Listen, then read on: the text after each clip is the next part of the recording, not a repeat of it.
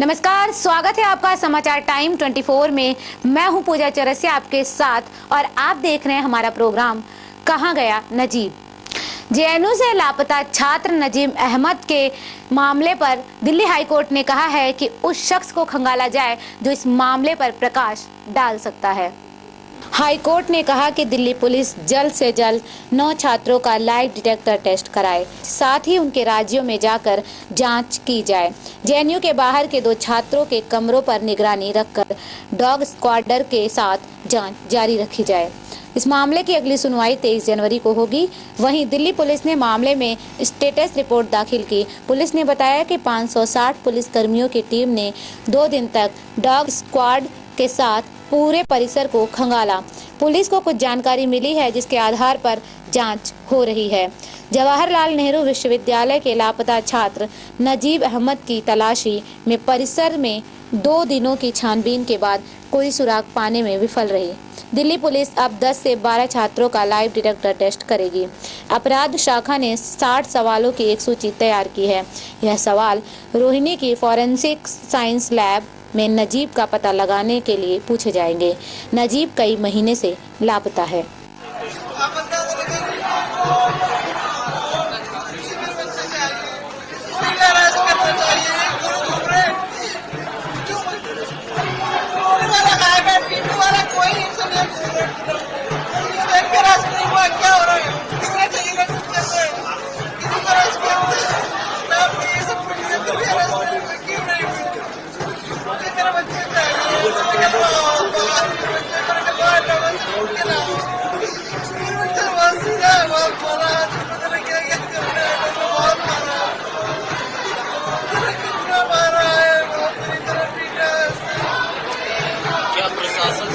आपसे मिल आया था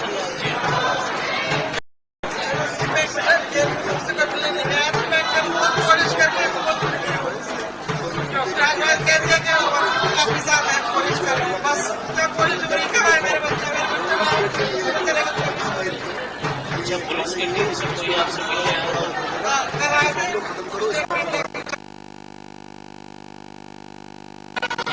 स्टेटमेंट और बस कोई नहीं चाहिए मुझे, मेरे बच्चे चाहिए, फिर नजीब ला दो मुझे, फिर बहुत बुरा है। आप उसके डिपार्टमेंट में जाए, स्टूडेंट के साथ पढ़ने से बात करें, बताया कि मेरा बच्चा कितना सीधा है, कितना टैलेंट है, उससे आता ही नहीं कि बहुत बुरा है। लड़कियों से पूरी क्लास करती भैया कहती है उससे राखी बांधी थी मेरे नजीब को। एक तारीख से लड़ाई हुआ, अब 5 तरह भी खतरा किया है।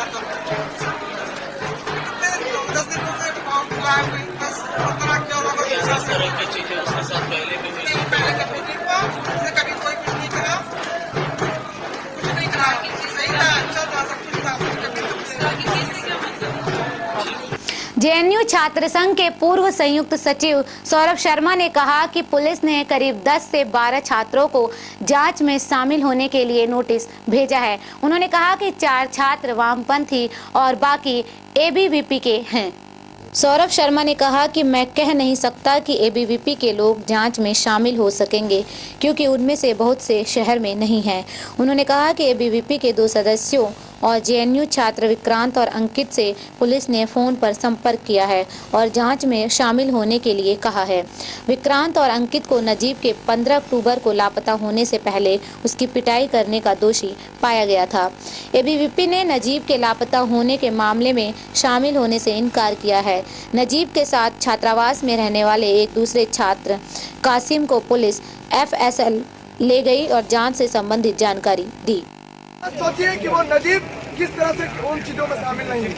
और जब हम लोग आज इस कैंपस में लगातार इन लोगों को चेता रहे हैं कि आपको हम लोग चैन की नींद सोने नहीं देंगे, हम लोग इस चीज को एकदम बर्दाश्त नहीं करेंगे कि हम लोग इस चीज को भूल जाएं कि एक साथी हमारे बीच में 9 दिनों से पिछले नहीं है। तो हम इस चीज को बोलना चाहते हैं कि ये प्रशासन जिस तरह से इस चीज को इग्नोर कर रहा है लगातार। आज हम लोगों ने दिल्ली पुलिस के कुछ अधिकारियों से बातचीत की, उन लोगों ने बोला कि 15 तारीख को ही प्रशासन से उन लोगों ने कहा था कि हमको कुछ चीजों के बारे में आप कोऑर्डिनेट करिए, लेकिन प्रशासन ने नहीं किया। तमाम चीजें जो जो 15 तारीख को ऑन स्पॉट हो जाती, जैसे दिल्ली पुलिस का अपना तमाम जगहों पे जाना और उसको छानबीन करना, और वो 15 तारीख को नहीं हो पाया। ये प्रशासन आज पूरा एक नोटिस लेके हमारे कमरे पे भेजता है, बोलता है आप लोग अनलॉफुल एक्टिविटी ना करिए, आप लोग कोई ऐसा कार्रवाई मत करिए जिससे यहाँ की जो अमन चैन है उसमें खलल होता है।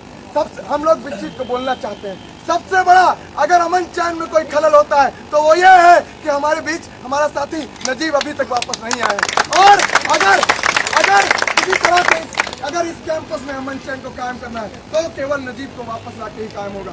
और इसीलिए हम लोग इस चीज को बोलना चाहते हैं, जब तक नजीब वापस नहीं आ जाते, किसी तरह की शांति की अपील, किसी तरह की अमन चैन की अपील को हम लोग नहीं बर्दाश्त करने वाले हैं। हम लोग जानते हैं कि जिस भी तरह से हम लोग प्रोटेस्ट कर रहे हैं, सारे डेमोक्रेटिक मीन्स को अपनाते हुए कर रहे हैं, लेकिन फिर भी लगातार इन लोगों को लगता है कि अनलॉफुल है। आज 9वां दिन होने को आया है। जो लोग साथी नजीब के साथ मारपीट किए थे, वो लोग अभी भी खुला आम घूम रहे हैं।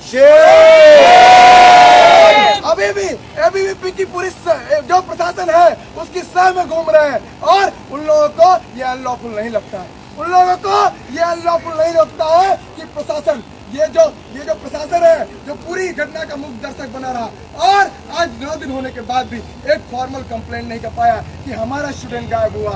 इस जिम्मेदारी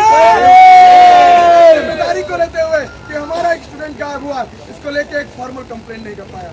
इसको कहीं से भी उसने कम्युनिकेट नहीं किया है कि हमारी जिम्मेदारी थी नजीब के लिए सेफ और सिक्योर एनवायरनमेंट पैदा करना हमारी जिम्मेदारी थी। और इसीलिए हम लोग कहना चाहते हैं, जब इस तरह के प्रशासन लाचार हो जाते हैं तो हम तमाम स्टूडेंट्स को इसकी जिम्मेदारी लेनी होगी। हम तमाम स्टूडेंट्स को जिम्मेदारी लेनी होगी कि हम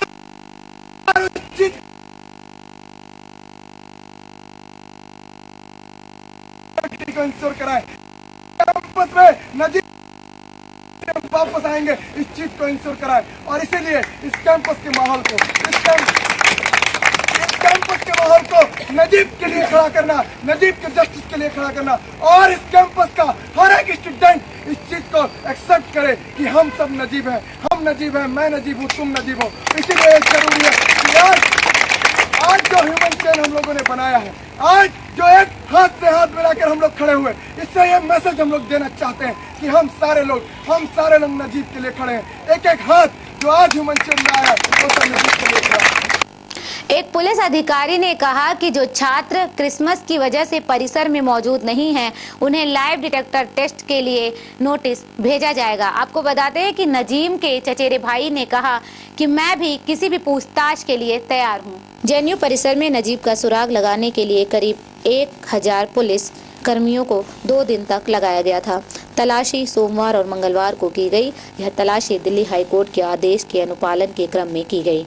आरएसएस की छात्र शाखा एबीवीपी के कार्यकर्ताओं के साथ 14 अक्टूबर की रात हुए विवाद के बाद से नजीब अहमद लापता है। अहमद को अंतिम बार परिसर के मुख्य द्वार पर जामिया मिलिया इस्लामिया जाने के लिए ऑटो रिक्शा पकड़ते देखा गया था। आप कैसे इस चीज को कह सकते हैं, जैसा कि आपने पहले भी बोला कि I am not responsible. University आपकी, कानून आपका, रावण राज चला रखा है यहाँ पे क्या कि मेरा भाई गायब कर दें और सीट पर बैठकर ट्वीट करें? क्या वजह है कि आप कल्पेट्स जिन्होंने मेरे भाई को मारा उनके खिलाफ एक्शन नहीं लेना चाहते? क्या रीजन है? आप उन्हें क्यों बचाना चाह रहे हैं? क्या वो आपके घर के बच्चे हैं या आपके ऊपर से कोई दबाव है? क्या वजह है कि पुलिस प्रशासन अब तक उन लड़कों को अरेस्ट करके क्रॉस क्वेश्चनिंग नहीं करती है? एक दिन जागे थे, रात के 10:30 बजे उन्होंने पुलिस कमिश्नर को फोन किया, पढ़ा हमने। कब? जब उनके दोस्त साहब यहाँ पे घेराव में बंद थे। उनकी नींद नहीं पूरी हो रही थी क्योंकि उनके साथी जो है वो अंदर बंद थे, उन्होंने खाना नहीं खाया, वो शुगर पेशेंट हैं, तो मैं जरा एक बात और पूछना चाहती हूँ कि क्या सिर्फ वही शुगर पेशेंट हैं? ये नजीब की माँ शुगर पेशेंट नहीं है जो सुबह से शाम तक भूखी बैठी रहती है? एक लम्हे के लिए वो सोच के देखें कि उनके घर से कोई एक, अरे उनका कुत्ता ही गायब हो जाए तो उनकी जान निकल जाएगी, किसी और को छोड़े, इंसान को छोड़े। मैं रोज सोचती हूँ कि जनाब के घर के दरवाजे पे जाके बैठ जाऊं, चाहे मेरे साथ कोई हो ना हो।